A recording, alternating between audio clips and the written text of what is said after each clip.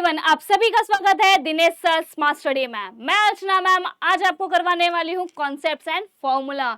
जैसे कि आप जानते हो हमने सीरीज स्टार्ट की है, ऑलरेडी 2 चैप्टर्स के हमने करवाए हैं, तो आप जाके वीडियोस देख सकते हैं, हमारे प्लेलिस्ट में अवेलेबल है।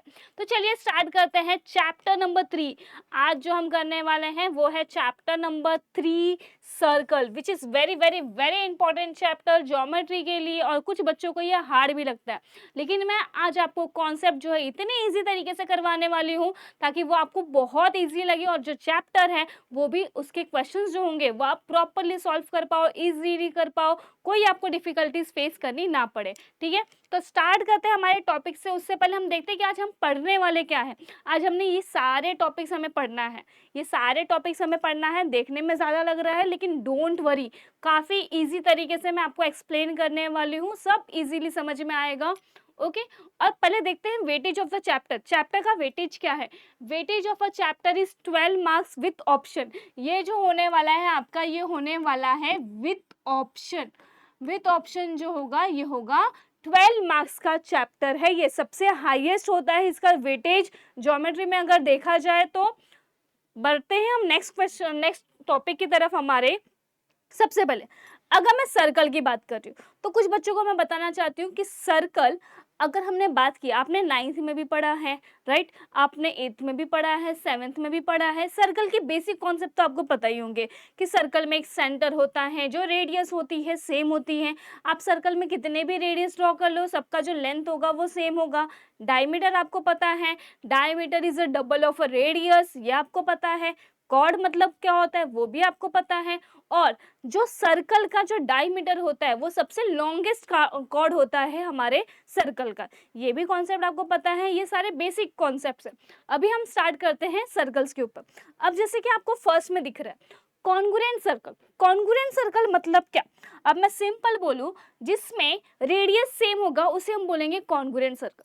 जैसे आपको दिख रहा है यहाँ पर 2 सर्कल है, अब मुझे बोला गया है कि ये दोनों सर्कल क्या है, कॉन्ग्रुएंट है, मतलब दोनों की जो रेडियस होने वाले हैं वो सेम होंगी।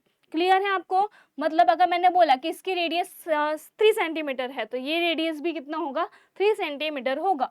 मतलब radius is same, right, radius is same, तो उसे हम बोलेंगे कॉन्ग्रुएंट सर्कल। ठीक है, उसे हम बोलेंगे कॉन्ग्रुएंट सर्कल। यहाँ तक समझ में आया? अब कॉन्सेंट्रिक सर्कल मतलब क्या? कॉन्सेंट्रिक सर्कल मतलब जिसमें सेंटर सेम है। ठीक है, सर्कल का जो सेंटर होगा वो सेम होने वाला है, उसे हम बोलेंगे कॉन्सेंट्रिक सर्कल।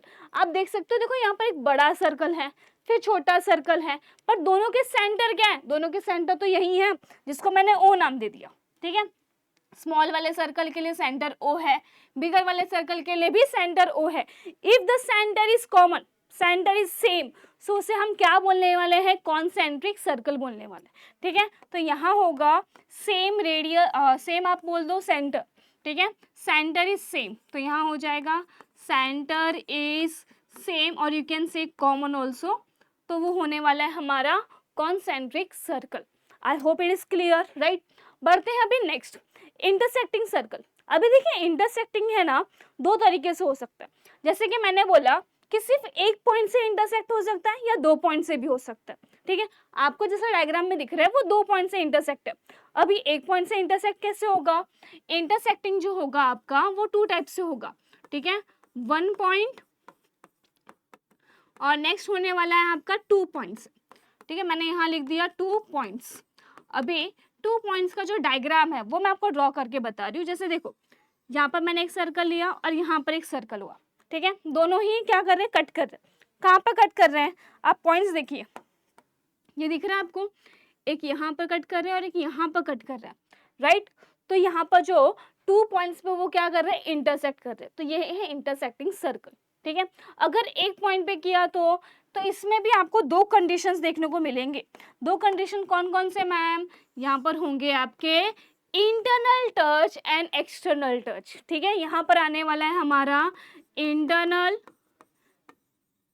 टच और ये होगा, यहाँ पर आएगा एक्सटर्नल टच।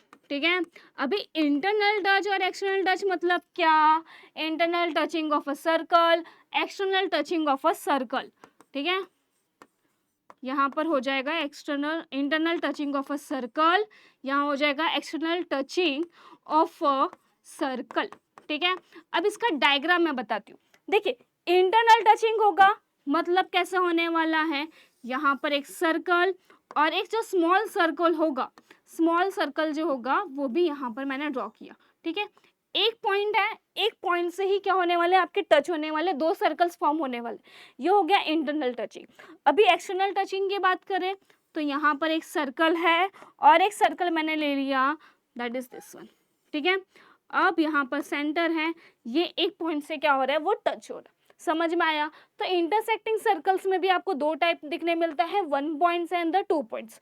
अब 2 पॉइंट्स में जो दो जगह पे क्या होने वाला है, इंटरसेक्ट होगा। 1 पॉइंट में क्या होने वाला है, एक होगा आपका इंटरनल और एक होगा आपका एक्सटर्नल। क्लियर है यहाँ तक? ठीक है, इंटरनल में आपको क्या दिखने मिलेगा, ऐसा डायग्राम फॉर्म होगा, एक्सटर्नल में कुछ ऐसा डायग्राम फॉर्म होने वाला है। आई होप यहाँ तक क्लियर है। इसके ऊपर क्वेश्चंस भी हैं, इसके ऊपर आपके क्वेश्चंस भी हैं। ठीक है, देखेंगे हम आगे, वो आगे बढ़ते हैं। Circle passing through 1 2 3 points. Okay, अब इसमें देखो क्या बोला आपको, ये जनरली एमसीक्यू क्वेश्चंस में आते हैं। ठीक है, अब ये होता क्या है इसके अंदर, जैसे कि आपको बोला जाए कि circle passing through the 1 point, अगर सिर्फ एक पॉइंट है तो कितने सर्कल्स बन सकते हैं। अब मैं बोलूंगी भाई इनडिफिनाइट बन सकते हैं। इनडिफिनाइट कैसे मैम, चलो देखते हैं हम यहाँ पर। जैसे मैंने बोला यहाँ पर एक सर्कल बना, यहाँ पर बना, ठीक है, और मैंने कुछ यहाँ पर फॉर्म कर लिया। समझ में आया? मतलब कितने भी सर्कल बन सकते हैं यहाँ पर, या तो मैं ऐसे ले लूँ, एक बना, फिर यहाँ पर 2, यहाँ पर 3, यहाँ पर 4 5 6, कितने भी बन सकते हैं। ये इनडिफिनाइट हो सकते हैं अगर वन आपका क्या रहा, सिर्फ 1 पॉइंट रहा। ठीक है, अगर 2 पॉइंट है तो 2 पॉइंट्स में भी क्या होगा, इनफाइनाइट हो सकते हैं। जैसे मेरा यहाँ बना, ठीक है, और यहाँ पर 2 पॉइंट्स आपने ले लिया, यहाँ पर बन गया, यहाँ बन गया, ऐसे बहुत सारे आपके बन सकते हैं, इनडेफिनाइट हो सकते हैं। अब मुझे बोला जाए 3 पॉइंट्स, तो 3 पॉइंट्स में भी कंडीशन होते हैं। देखो, अगर 3 पॉइंट्स की बात करें, यहाँ पर 2 पॉइंट्स की बात कर रहे हैं तो यहाँ पर कोलिनियर वगैरह कोई टर्म्स नहीं आएंगे। बट जैसे ही हमने बोला कि भाई 3 पॉइंट्स है तो यहाँ पर कोलिनियर वाले टर्म्स आएंगे। जैसे मैंने बोल दिया कि 3 पॉइंट्स जो है ना वो लाइन में ही है, इट इज अ कोलिनियर। तो अब जब लाइन कोलिनियर में है, कोलिनियर पॉइंट्स है हमारे पास, तो इससे सर्कल फॉर्म किया जा सकता है क्या? नहीं, राइट। तो यहाँ से सर्कल फॉर्म नहीं हो सकता। अगर मैंने बोला कि 3 बोलते ना कोलिनियर पॉइंट्स नहीं है, नॉन कोलिनियर पॉइंट्स है, तो मैं कितने सर्कल्स ड्रॉ कर सकती हूँ? तो only one circle we can draw from the 3 non collinear points. Okay, I hope it is clear. चलिए देखते हैं आगे। जो मैंने अभी आपको बताया सेम चीजें यहाँ पर लिखी हुई है। क्या लिखी है? देखो, indefinite circles pass through a 1 point, indefinite circle pass through the 2 distinct points. Okay, 2 different point हुए हैं तो इनफाइनाइट सर्कल बनेगा। अगर सिर्फ एक पॉइंट हुआ तो भी इनफाइनाइट सर्कल बनने वाला है। आपको ये कॉन्सेप्ट याद रखना है। ठीक है, बढ़ते हैं। There is a unique circle passing through the 3 non collinear point. Okay, non collinear point है तो सर्कल फॉर्म होगा। No circle can pass through the 3 collinear points. ये मैंने आपको अभी बताया। अगर कोई भी लाइन कोलिनियर है तो वहां से कोई भी सर्कल फॉर्म नहीं होने वाला है।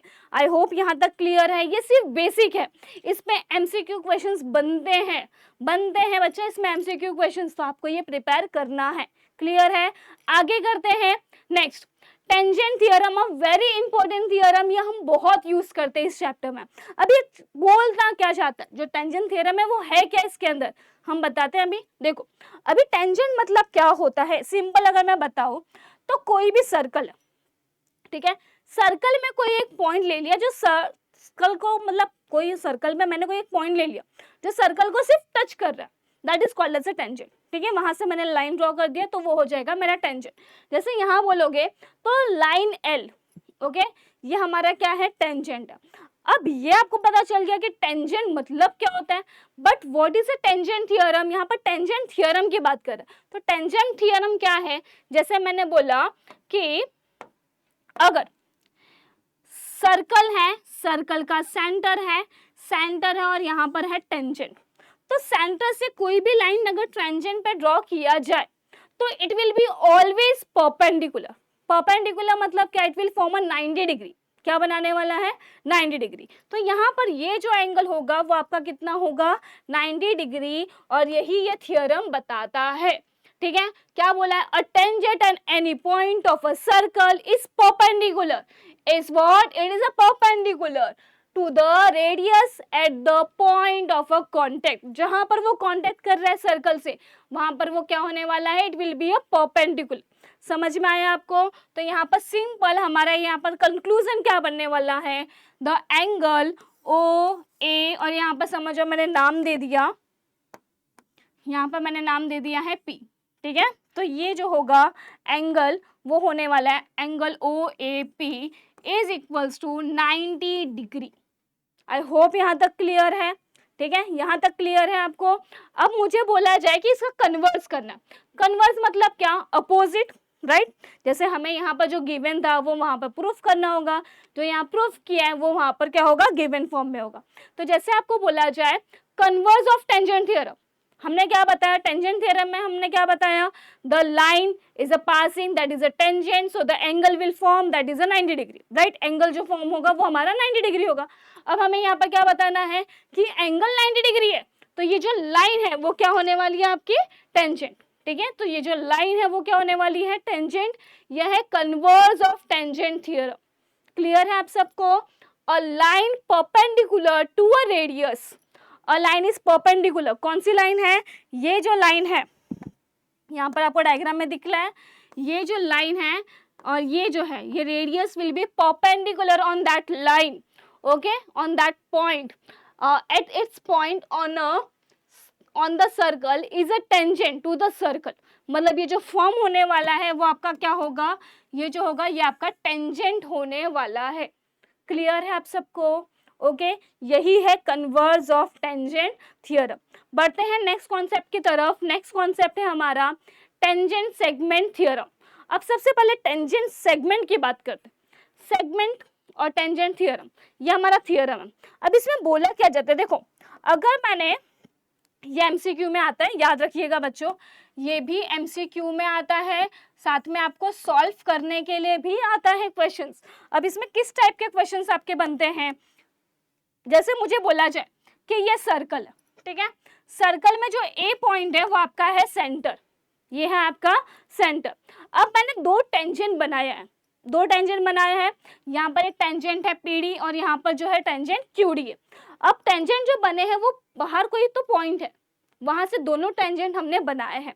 अब इस थ्योरम के अकॉर्डिंग क्या है, अगर मैं किसी एक्सटर्नल पॉइंट, सर्कल के बाहर किसी पॉइंट से दो टेंजेंट ड्रॉ कर रही हूँ, तो वो दोनों टेंजेंट के जो लेंथ है दैट विल बी इक्वल।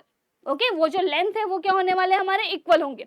जैसे कि मैंने बोला tangent segment drawn from an external point, हमने टेंजेंट सेगमेंट बनाया, कहाँ से बनाया, from an external point, okay, to the circle are congruent. Congruent मतलब क्या, दोनों ही क्या होने वाले हैं, सेम होंगे। किसकी बात कर रहे हैं, ये जो पीडी और ये जो क्यूडी है, दोनों का जो लेंथ होगा दैट विल बी इक्वल। समझ में आया? तो यहाँ से हमको कंक्लूजन क्या मिलने वाला है, the segment PD is congruent to segment QD. Clear है आप सबको? ओके, यही हमको इससे मिलने वाला है। ये जो टेंजेंट सेगमेंट थ्योरम है ये हमारा होने वाला है प्रूफ। आपको समझ में आया? अभी बढ़ते हैं आगे। आगे है टचिंग द सर्कल। अब ये मैंने आपको ऑलरेडी बताया, दो सर्कल है, सर्कल कैसे टच कर सकते हैं, एक्सटर्नली भी टच कर सकते हैं, इंटरनली भी टच कर सकते हैं। अब इसमें क्वेश्चंस कैसे बनते हैं, आपके क्वेश्चंस बनते हैं अगर दो सर्कल है उनके सेंटर्स के बीच का डिस्टेंस निकाल, ठीक है। अब वो सर्कल इंटरनली टच कर रहे हैं, एक्सटर्नली टच कर रहे हैं, कुछ भी नहीं दिया तो आपको दोनों ही सॉल्व करना है, दोनों ही मेथड से करना है। अगर आपको दिया जाए कि भाई वो इंटरनली टच कर रहे हैं, means you have to solve, right. वहां पर इंटरनली जैसे टच होता है, कैसे हम डिस्टेंस निकालेंगे उसके अकॉर्डिंग आपको सॉल्व करना होगा। अब मुझे यहाँ पर क्वेश्चन में देखो क्या दिया कि ये जो है circle, this circle with a centre x and this is a circle with a centre z, ठीक है। दोनों ही क्या कर रहे हैं, एक्सटर्नल किसी पॉइंट पे कट कर रहे हैं।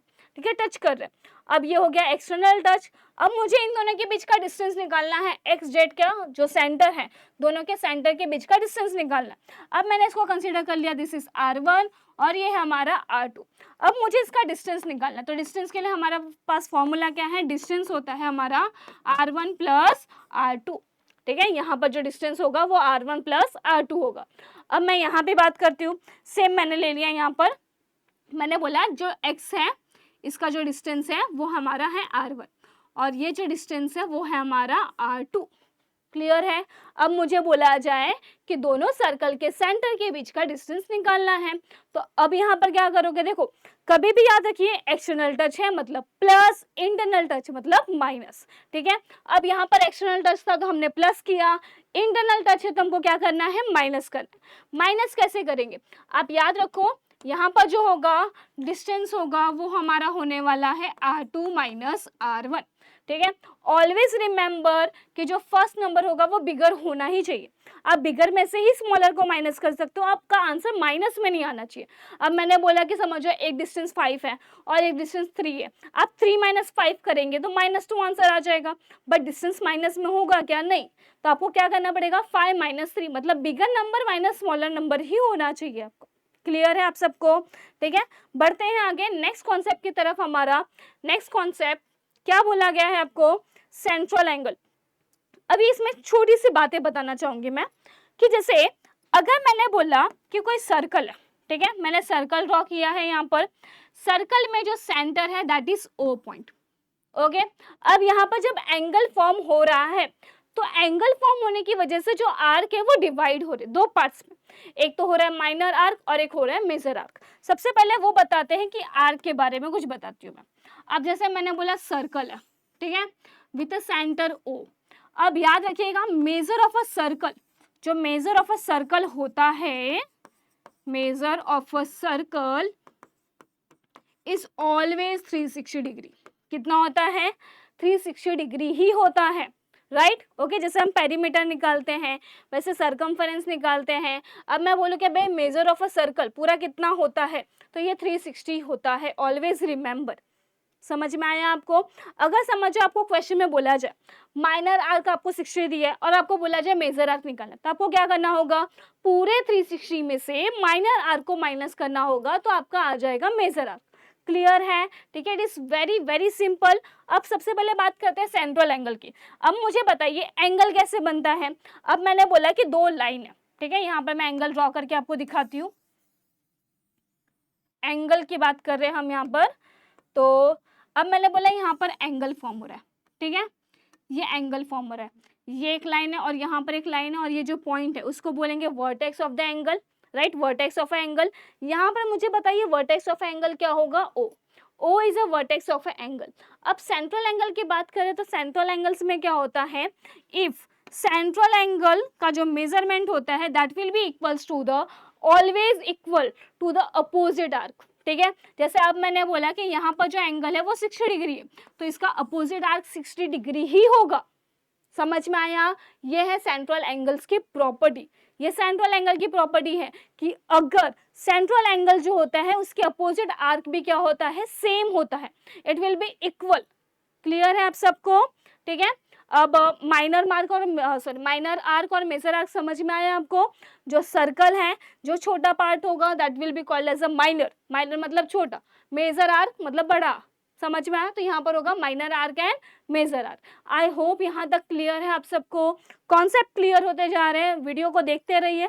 Okay, next congruence of arc. Congruence of arc मतलब क्या, जैसे मुझे बोला जाए कि सर्कल है, ठीक है, स्टेटमेंट पहले रीड करते हैं, the chords corresponding to the congruent arc of a circle और कॉन्ग्रुएंट सर्कल आर कॉन्ग्रुएंट। मतलब इसमें कहना क्या चाहता है कि अगर समझो मैंने सर्कल ड्रॉ किया है, आर्क सेम है, the measure of arc APC and the measure of arc CQE same है, तो उसके अपोजिट जो कॉर्ड होंगे वो भी क्या होने वाले, सेम। अब मुझे ये स्टेटमेंट फॉर्म में लिखूं तो मैं कैसे लिखने वाली हूँ, मेजर ऑफ आर्क, कौन से आर्क की बात कर रहे हैं, एपीसी की बात कर रहे हैं, तो मैंने यहाँ पर लिख दिया APC. That will be equal, that is congruent to what, measure of arc. कौन से आर्क की बात कर रहे हैं हम, डी क्यू ई, तो यहाँ हो जाएगा डी क्यू ई। समझ में आया, दोनों ही आर्क अगर कॉन्ग्रुएंट है तो क्या है, इस थ्योरम में क्या बता रहे हैं, अगर दो आर्क सेम है ना तो उनके अपोजिट जो कॉर्ड होंगे वो भी सेम होने वाले। क्लियर है, सो कॉर्ड कौन सा होगा, एपीसी हमारा आर्क है तो उसके सामने वाला कॉर्ड कौन सा है, एसी। ठीक है, तो यहाँ हो जाएगा एपीसी के सामने वाला, यहाँ हो जाएगा कॉर्ड आपका होगा यहाँ पर AC, that will be congruent to the chord. कौन सा कॉर्ड होगा, सामने देखिए डी है तो यहाँ पर हो जाएगा आपका डीई। आई होप यहाँ तक क्लियर है। Okay, it is very simple and this theorem is called as a congruence of a arc. ठीक है, अब इसी की कन्वर्स की बात करें तो इसका अपोजिट हो जाएगा। कन्वर्स कैसा होगा, if the chords are same, if the chords are same, अगर कॉर्ड सेम होंगे तो क्या होगा, कॉर्ड्स आर सेम तो opposite arc is also same. ये उसका अपोजिट होने वाला है, कन्वर्स होने वाला है। तो मैं यहाँ लिखने वाली हूँ कॉर्ड, कॉर्ड हमें सेम दिया गया है, chord P Q is congruent to the chord, next chord कौन सा है हमारा, आर एस। ठीक है, दो कॉर्ड आपको सेम दिए गए हैं तो उसके अपोजिट आर्क भी क्या होंगे, सेम होंगे। तो अभी अपोजिट आर्क की बात करें तो देखिए पी क्यू है ना, तो पी क्यू की अपोजिट आर्क कौन सा होगा, उसके सामने वाला पी एम क्यू, तो यहाँ हो जाएगा arc P M Q that is congruent to the measure of arc. कौन सा आर्क होगा, आर एन एस, तो यहाँ हो जाएगा आर एन एस। क्लियर है आप सबको, यहाँ तक क्लियर है। ठीक है, बढ़ते हैं नेक्स्ट।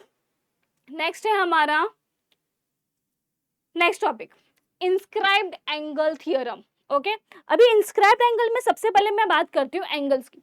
यहाँ पर जो हमने देखा अभी सेंट्रल एंगल देखा था, सेंट्रल एंगल कहाँ से होता है, सेंटर से, सर्कल के सेंटर से फॉर्म होता है।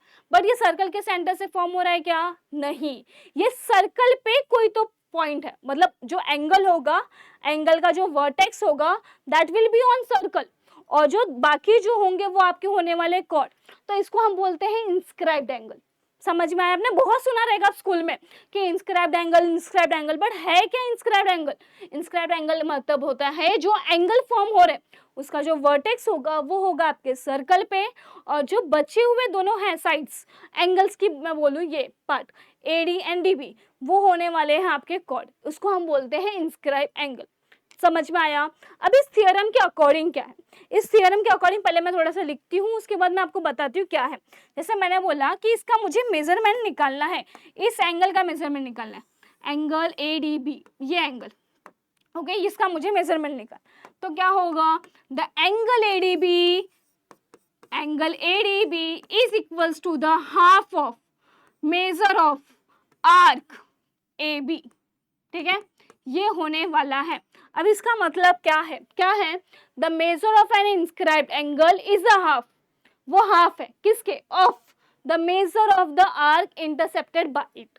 ठीक है, अब ये जो एंगल बना है, जिस आर्क के थ्रू बना है, उसके सामने आर्क कौन सा है, ए बी है ना, तो इसका ये होने वाला है half.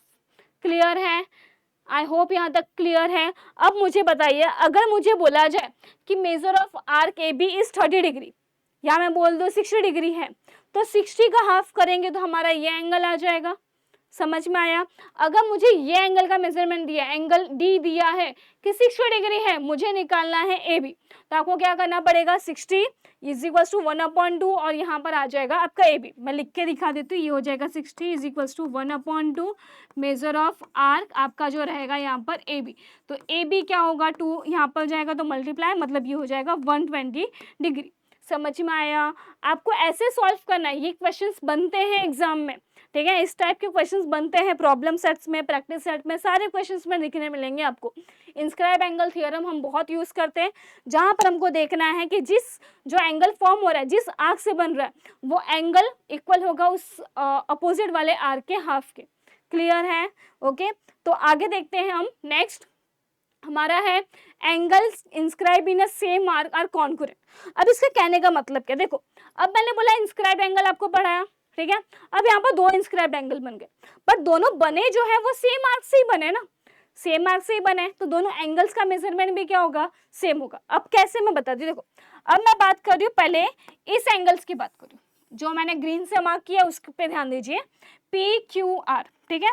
Angle P Q are की बात करें, अगर मुझे एंगल पी क्यू आर निकालना है, पी क्यू आर, तो वो क्या होगा, हाफ होगा। किसका हाफ होने वाला है, वो हाफ होने वाला है, किसका हाफ होगा, उसके सामने वाले आर्क का। इसके सामने वाली आर्क कौन सी है आपकी, पी टी आर है। तो यहाँ लिखेंगे हम major of arc P T R. I hope यहाँ तक क्लियर है, ठीक है। अब मैंने बोला कि भाई मुझे अभी कुछ और फाइंड करना है, जैसे कि मैंने बोल दिया कि एंगल जो है पी एस आर, ये वाला एंगल मुझे फाइंड करना है, ठीक है। अब इस एंगल के लिए आप कैसे सॉल्व करोगे, तो मैंने लिख दिया यहाँ पर angle P S R is equals to half किसका है, measure of arc.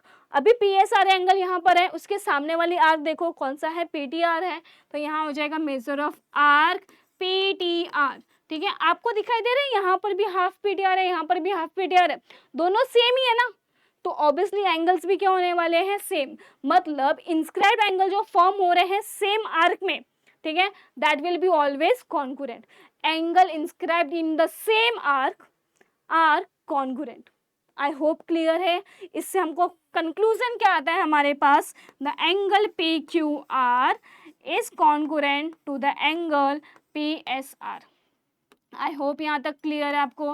It is very very very simple. ऐसे कुछ हम प्रूफ कर रहे हैं तो हमको ये सारी प्रॉपर्टीज यूज करनी पड़ती है वहाँ पर। बढ़ते हैं आगे। Angle inscribed in the semi circle is a right angle, ये आपको कॉन्सेप्ट याद रखना है। जैसे आपको मैंने बताया सर्कल है, सेंटर है, तो सेंटर से जो भी एंगल बनेगा that will be equals to the opposite arc, right. अब मैं बात कर रही हूँ कि भाई जो एंगल जो यहाँ पर सर्कल है, ओके, सर्कल में जो एंगल फॉर्म हो रहा है वो सेमी सर्कल है। सेमी सर्कल मतलब क्या, जैसे कि हमने आपको बताया कि जो सर्कल है ना वो टोटल कितना होता है, 360 होता है। अब उसको मैं हाफ पार्ट में डिवाइड करूँ तो हाफ कितना होने वाला है हमारा, 180 होगा, 180 होगा ना। अब मैंने बोला यहाँ से मैंने इंस्क्राइब एंगल बना दिया। अब ये 180 है ऑब्वियसली, तो उसके सामने वाला इंस्क्राइब एंगल कितना होगा, हाफ ऑफ दैट। वही तो थियरम है, वही हमें यूज किया, जो इंस्क्राइब एंगल थियरम है हम वही यूज करने वाले हैं यहाँ पर। जैसे मैंने बोल दिया पी क्यू आर और ये जो पॉइंट है उसका नाम है एस, ठीक है। एंगल यहाँ पर कौन सा फॉर्मूला है जरा ध्यान दीजिए, एंगल पी क्यू आर की बात कर रही हूँ मैं, ठीक है। ये मुझे निकालना है तो मैं क्या करने वाली हूँ, angle P Q R is equals to half of measure of arc कौन सा है, पी एस आर, तो ये हो जाएगा पी एस आर। क्लियर है आप सबको। 1/2 measure of arc P S R is 180, sorry it will be 180 degree, ठीक है। हाफ करो कितना हो जाएगा, 90 डिग्री। वही तो बोला है आपको, angle inscribed in a semi circle, okay, जो इंस्क्राइब्ड एंगल बन रहे हैं इन अ सेमी सर्कल, मतलब यहाँ पर जो ये होने वाला है वो 180 डिग्री है, तो इज अ राइट एंगल, मतलब ये जो एंगल होगा उसका मेजरमेंट होने वाला है वो राइट एंगल मतलब 90 डिग्री होगा। ये मैंने आपको प्रूफ करके बताया कि कैसे 90 डिग्री होने वाला है, समझ में आया। तो ये होगा 1/2 इंटू 180 और इसे हम लिखेंगे 90 डिग्री। आई होप यहाँ तक क्लियर है। It is very very very very simple to you. बढ़ते हैं आगे। हमारा आगे का टॉपिक है theorem of a cyclic quadrilateral, very very important theorem, ये हमारे एग्जाम्स में आता है। अब इस थियरम के अकॉर्डिंग है क्या, मैं आपको स्टेटमेंट बता रही हूँ कि होता क्या इस थियरम में। इस थियरम में होता है द अपोजिट एंगल्स आर, मतलब अपोजिट एंगल को प्लस करोगे so that will be equals to 180 degree. क्या होने वाला है, 180 डिग्री। मतलब मैं बोलूँ एंगल ए और एंगल सी, इसको मैंने प्लस किया, ठीक है, जो आपका एंगल सी है उन दोनों को मैंने प्लस किया तो कितना आने वाला है, 180 डिग्री होगा। क्या एंगल ए और सी होगा सिर्फ, नहीं, एंगल बी एंड डी भी होगा, ठीक है। तो यहाँ होने वाला है angle A plus angle C, angle A plus angle C is equals to 180 degree, angle B plus angle D is equals to 180 degree, ये हमारा होने वाला है। आई होप यहाँ तक क्लियर है। स्टेटमेंट मैं रीड कर देती हूँ। Opposite angle of a cyclic quadrilateral are supplementary, supplementary मतलब क्या, विच इज गिविंग यू 180, ठीक है, मतलब एडिशन जो होने वाला है वो 180 होने वाला है। आपने इंटीरियर एंगल में भी देखा रहेगा ना, if two lines are parallels interior angle are supplementary, मतलब दोनों का एडिशन कितना होता है आपका, 180 होता है। तो यहाँ पर भी क्या होगा, 180। बट इन सब में आपने देखा साइक्लिक क्वाड्रिलेटरल मतलब क्या, साइक्लिक क्वाड्रिलेटरल मतलब क्या, सर्कल के अंदर कोई भी क्वाड्रिलेटरल ड्रॉ किया जाए तो उसको हम बोलते हैं साइक्लिक क्वाड्रिलेटरल। समझ में आया? It is simple to you. And the opposite angles का जो एडिशन होगा, opposite angles are supplementary. Clear है? तो दोनों को अगर ऐड करोगे तो कितना होने वाला है आपका 180, मतलब angle A plus C angle B plus D will be equals to 180। I hope it is simple for you, right? समझ में आया होगा। इसका जो प्रूफ है ये आपको एग्जाम में आता है, विच इज इम्पॉर्टेंट। ठीक है, ये इम्पॉर्टेंट है। बढ़ते हैं हम आगे। Converse of cyclic quadrilateral. Converse क्या होगा? अभी हमें बोला जाए कि अगर जो अपोजिट एंगल्स है, opposite sides, opposite angles are supplementary, so the quadrilateral is cyclic quadrilateral. समझ में आया? तो यही हमारा होने वाला है। In a pair of opposite angles of a quadrilateral is a supplementary। मतलब आपको क्या बोला जाए कि जो अपोजिट एंगल्स है, जैसे मैंने यहाँ डायग्राम बना दिया, ऐसा कुछ डायग्राम हो गया हमारा, मुझे बोला जाए ये है P Q R S, आपको बोला जाए the opposite angles are supplementary, मतलब angle P plus angle R आपको बोला है 180 degree, angle Q plus angle S आपको ऑलरेडी बोला गया है 180 डिग्री। ये मैंने प्रूफ नहीं किया, ये यहाँ पर आपको क्वेश्चन में दिया है। आपको क्या बताना है? The quadrilateral is a cyclic. तो जो ये क्वाड्रिलेटरल होगा वो आपका क्या होने वाला है? साइक्लिक क्वाड्रिलेटरल होने वाला है। ठीक है, दोनों ही थियरम इंपॉर्टेंट है बोर्ड एग्जाम्स के through according. Theorem of internal division of a cord. अब इस थियरम के अकॉर्डिंग क्या होता है? जैसे मैंने बोला कॉर्ड की बात करते हैं। कॉर्ड क्या होता है? सिंपल मैंने बता दिया। यहाँ पर देखो, आपको दिख रहा है A B and C D आपका कॉर्ड है, राइट? अब वो जब इंटरसेक्ट कर रहा है वो सर्कल के अंदर ही इंटरसेक्ट कर रहा है। आपको दिख रहा है पॉइंट ई पे इंटरसेक्ट कर रहा है। ओके, इसको मैं समझ रहा हूँ, ओ ले लेती हूँ, दैट इज सेंटर। अब मैंने बोला ए भी एक कॉर्ड है, सी डी भी एक कॉर्ड है, दोनों इंटरसेक्ट कहाँ पर कर रही है? पॉइंट ई पे कर रही है, पॉइंट ई पे इंटरसेक्ट कर रही है। अब मुझे बोला जाए इसका थियरम क्या है, तो इसके थियरम के अकॉर्डिंग क्या होता है? The multiplication of that terms will be equal. अब कौन से टर्म्स की बात करूँ मैं? A into E B. क्या होने वाला है आपका? A into E B, A into E B क्या होगा ये? That will be equals to C E into E D. ठीक है, इन दोनों का मल्टीप्लीकेशन होगा। अब कैसे लिखेंगे इसको? हम लिखने वाले हैं A into E B is equals to C E into E D. समझ में आया? क्लियर है आप सबको? यहाँ पर वही होने वाला है, A into E B C into E D. ये कब होगा? जब दो कॉर्ड इंटरसेक्ट कर रहे हैं सर्कल के अंदर। ओके, इसमें देखो लिखा हुआ है internal division of a cord. जो कॉर्ड का डिवीजन हो रहा है वो कहाँ हो रहा है? इंटरनली हो रहा है, मतलब सर्कल के अंदर ही हो रहा है। तो यहाँ पर ये होने वाला है। ठीक है, अगर सर्कल के बाहर होगा तो क्या? सर्कल के बाहर होगा तो क्या? Theorem of external division of a cord, जिसमें क्या होने वाला है? जो डिवीजन हो रहा है वो सर्कल के बाहर हो रहा है। जैसे मैंने बोला कि A B is a chord और यहाँ पर भी कॉर्ड है, बट दोनों जो इंटरसेक्ट कर रहे हैं वो पॉइंट ई पे कर रहे हैं और वो है सर्कल के बाहर। ठीक है, कहाँ है? सर्कल के बाहर है।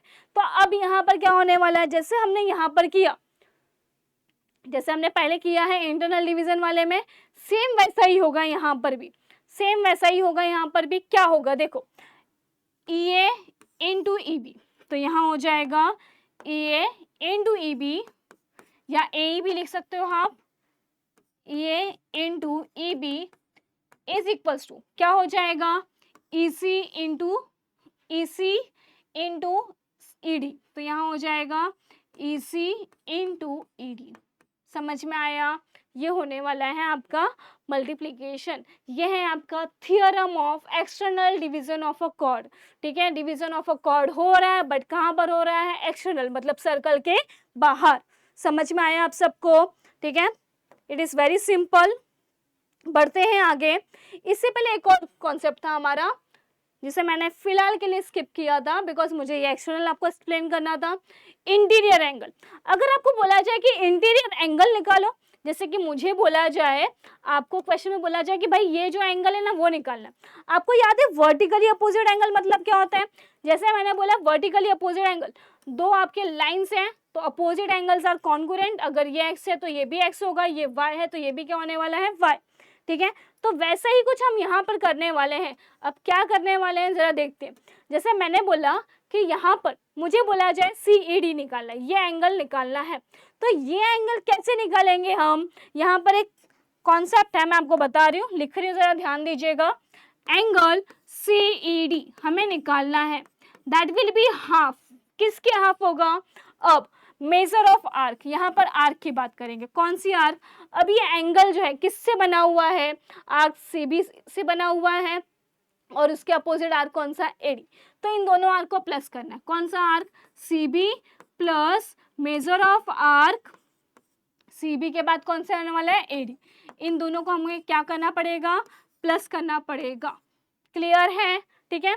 And that is also equals to angle CEB है ना, तो यहाँ पर हम इज B आएगा, यहाँ पर जो आने वाला है वो B आएगा, angle CEB। Angle CEB is equals to half of measure of arc CB and plus AD। समझ में आया? दोनों को पहले प्लस करना है, फिर जो आंसर आएगा उससे डिवाइड करना है। आप ऐसे नहीं करोगे कि इसमें जो भी आंसर होगा, समझो 2 + 4 होगा तो आप 2 कैंसिल करोगे, ऐसा नहीं कर सकते आप। पहले दोनों को प्लस करना है, बाद में हाफ से डिवाइड करना है।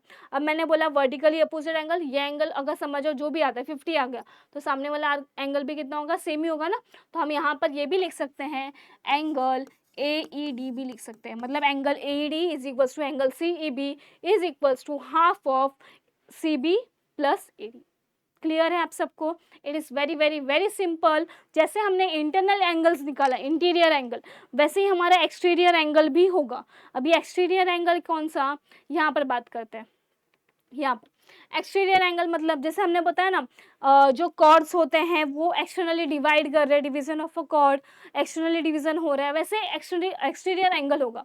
अब इसका क्या, जैसे मैंने बोला ये एंगल निकालना है मुझे, जो एंगल है ये एंगल का मुझे मेजरमेंट निकालना है, तो आप कैसे करोगे?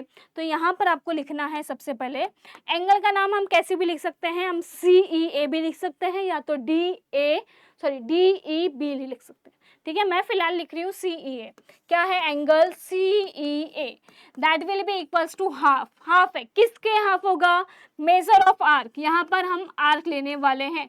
आपको याद रखना है, जब हमने इंटरनल डिवीजन किया था तो हमने प्लस किया था, अभी इंटीरियर एंगल में हमने प्लस किया था, एक्सटीरियर एंगल में हम क्या करने वाले हैं? माइनस। आपको पता है कि हमेशा हम बिगर नंबर माइनस स्मॉलर नंबर करते हैं।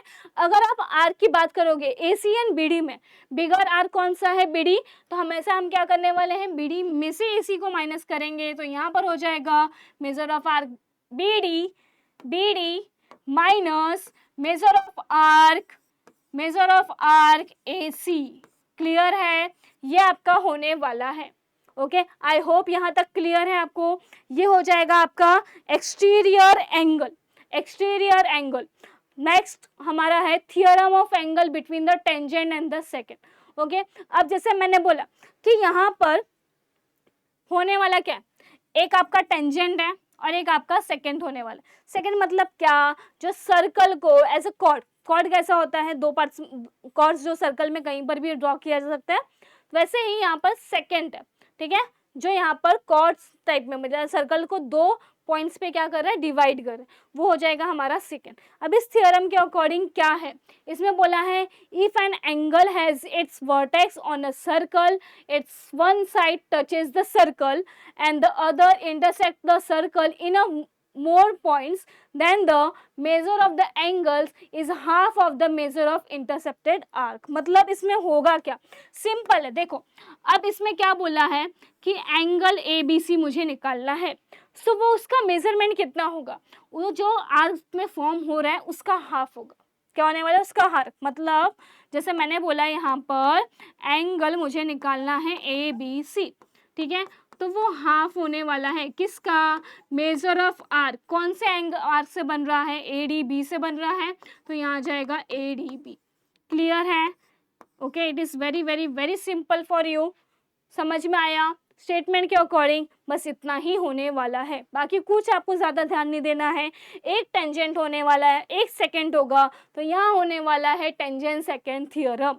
ठीक है, अब उस टेंजेंट सेकेंड थ्योरम के अकॉर्डिंग होता है कि जो भी आपका टेंजेंट और सेकेंड्स है, जो एंगल फॉर्म हो रहा है, that angle will be equals to जो सेकेंड फॉर्म होने वाला है जिस आर्क में, उसका हाफ होगा। क्लियर है? It is simple for you. बढ़ते हैं हमारे next topic, that is tangent second segment theorem. अब इस थ्योरम में क्या होता है, वहां पर हमने एंगल की बात की थी, यहाँ पर एंगल की बात नहीं कर रहे हैं, हम यहाँ पर साइड्स की बात करेंगे। जैसे आप देखोगे यहाँ पर क्या होता है, theorem of angle between tangent and second. अब यहाँ पर जो होगा वो क्या है, टेंजेंट सेकेंड सेगमेंट थ्योरम, ठीक है। अब इसमें क्या होने वाला है, एक होगा आपका टेंजेंट, एक होगा आपका सेकेंड्स। अब इस थ्योरम के अकॉर्डिंग क्या होता है, E T square is equals to E A into E B, ठीक है। अब मतलब क्या, यहाँ पर जो ई टी स्क्वायर होगा इसका स्क्वायर होगा ई A into E B. Simple है, क्लियर है। ये है हमारा आज का last topic, that is tangent second segment theorem. आपको वीडियो अच्छा लगा हो, आई थिंक आपको ये सारी चीज़ें समझ में आई हो। इट इज़ वेरी सिंपल, मैंने आपको जितना सिंपल तरीके से हो सके एक्सप्लेन करने का ट्राई किया। अगर आपने कॉन्सेप्ट अच्छे से कर लिया तो आपके जो प्रॉब्लम्स हैं, प्रैक्टिस सेट के जो क्वेश्चंस हैं वो आप इजीली कर सकते हैं, ठीक है। तो वीडियो अच्छा लगा हो तो वीडियो को लाइक करें, चैनल को सब्सक्राइब करें एंड कमेंट करना ना भूलें। और मिलते हैं नेक्स्ट वीडियो में चैप्टर नंबर 4 के कॉन्सेप्ट्स एंड फॉर्मूला के साथ। अगर कॉन्सेप्ट क्लियर है तो आप उसके 1 मार्क्स वाले क्वेश्चन ट्राई कर सकते हो। आप खुद को जज करो कि आपको क्या समझ में नहीं आ रहा, किस टॉपिक पे समझ में नहीं आ रहा, उस पर आपको हार्ड वर्क करने की ज़रूरत है। तो जैसे मैंने 1 मार्क्स क्वेश्चन करवाए हैं, तो आप क्वेश्चन देखने के बाद पहले पॉज करो, वहाँ पर देखो, सॉल्व करके ट्राई करिए आप कि आपसे हो पा रहा है क्या, नहीं हो पा रहा है तो कहाँ मिस्टेक्स हो रही है वो आपको देखनी है। क्लियर है, तो उस तरीके से आपको प्रिपेयर करना है अपने बोर्ड एग्जाम्स के लिए। हमारे जो इंपॉर्टेंट क्वेश्चन सीरीज है उससे आप प्रिपेयर कर सकते हैं। कॉन्सेप्ट थियरम कॉन्सेप्ट्स हैं, जो फॉर्मूलाज हैं वो हम बता रहे हैं, वो भी आप देख सकते हैं। हमारे प्ले लिस्ट में सारी चीज़ें अवेलेबल है, आपको बस आना है और वहाँ पर देखना है, ठीक है।